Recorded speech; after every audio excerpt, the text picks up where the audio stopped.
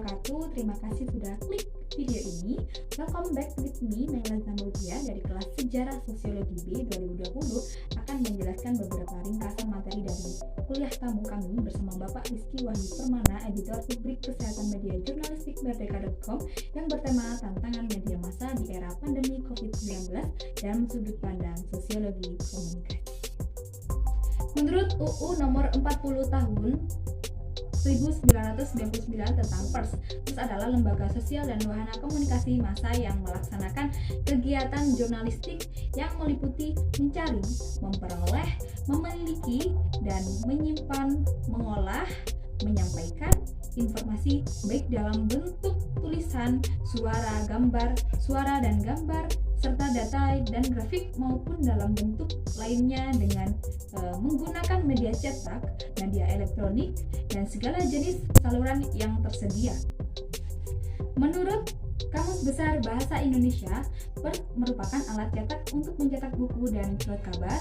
Yang kedua, alat untuk menjepit dan memadatkan. Yang ketiga, surat kabar atau majalah yang berisi berita. Dan yang keempat yaitu orang yang bekerja di bidang persurat kabaran.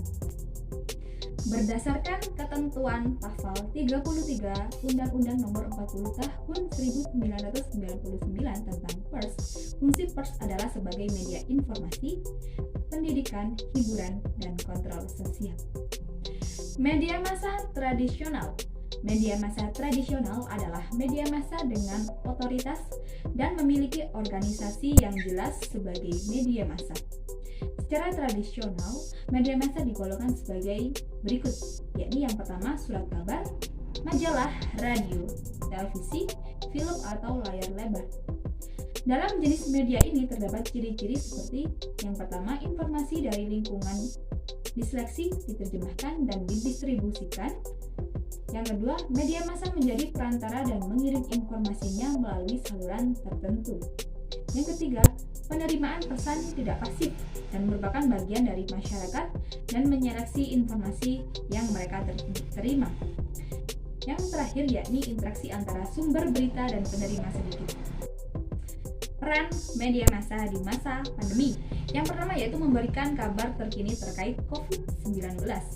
Penting bagi media massa untuk memberikan kebenaran terkait kondisi COVID-19 yang dialami di Indonesia. Hal ini terkait hasil penelitian terkini terkait COVID-19 serta jumlah data dan penderitaan infeksi ini. Permasalahan yang muncul adalah berupa simpang siurnya data penderita COVID-19 yang dikeluarkan. Sebagai contoh adalah di Kota Malang. Yang kedua yaitu menganjurkan protokol kesehatan. Di Indonesia, pemerintah membuat pedoman dan protokol kesehatan yang lebih sering disebut dengan gerakan 5M, guna untuk membantu pencegahan penularan virus corona. Yang selanjutnya yaitu menangkal persebaran hoax. Permasalahan media massa di masa pandemi. Yang pertama yaitu banyak beredarnya berita hoax atau informasi palsu, berita bohong atau fakta yang dipelintir atau direkayasa untuk tujuan lelucon yang hingga menyebabkan keseriusan. Yang kedua, menurunnya kepercayaan masyarakat terhadap berita terkait COVID-19. Yang ketiga, menurunnya omset atau penghasilan perusahaan PERS. Yang keempat, penyensoran berita.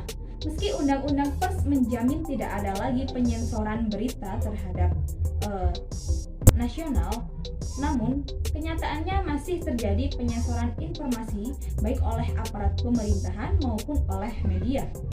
Hal ini mengancam kebebasan pers.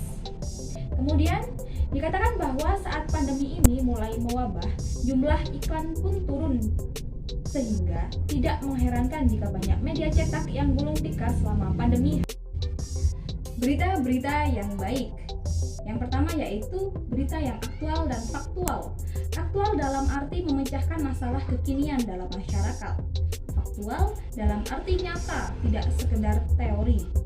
Serta kontekstual dalam arti relevan dan menyangkut problem yang dihadapi masyarakat. Yang kedua yaitu lengkap. Yang ketiga yaitu imparsial atau tidak memihak. Yang keempat yaitu menjawab pertanyaan masyarakat. Dan yang terakhir tidak menimbulkan masalah baru.